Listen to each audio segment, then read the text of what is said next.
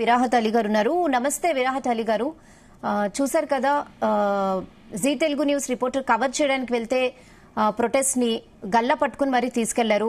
దీన్ని ఎలా చూస్తారు, ఏం చెప్తారు? శ్రీచరణ్ తన వృత్తి ధర్మాన్ని నిర్వహిస్తున్న క్రమంలో ఇలాంటి పోలీసులు ఇలాంటి చర్యకు పాల్పడడం సహించరాని చర్య. దీన్ని తెలంగాణ రాష్ట్ర వర్కింగ్ జర్నలిస్టుల సంఘం తీవ్రంగా ఖండిస్తుంది. ఈ గతంలో ఈ పోలీసులకు ఉస్మానియా యూనివర్సిటీ పోలీసుల అత్యుత్సాహానికి ఇది కొత్త పరిణామం ఏం కాదు. గతంలో కూడా తెలంగాణ ఉద్యమ సమయంలో జర్నలిస్టులు కవరేజ్ కి వెళ్లి వాళ్ళ వృత్తి ధర్మాన్ని నిర్వర్తిస్తే అడ్డుపడి వారిపై లాఠీలు జరిపించడం, అట్లాగే అక్రమంగా కేసులు పెట్టడం, ఇదంతా తంతు జరిగింది. ఆ రోజుల్లోనే పోలీసులకి తన గుణపాఠాన్ని మా యూనియన్ చెప్పింది. అట్లాగే చివరికి వాళ్ళు క్షమాపణ వేడుకోవాల్సిన పరిస్థితి వచ్చింది.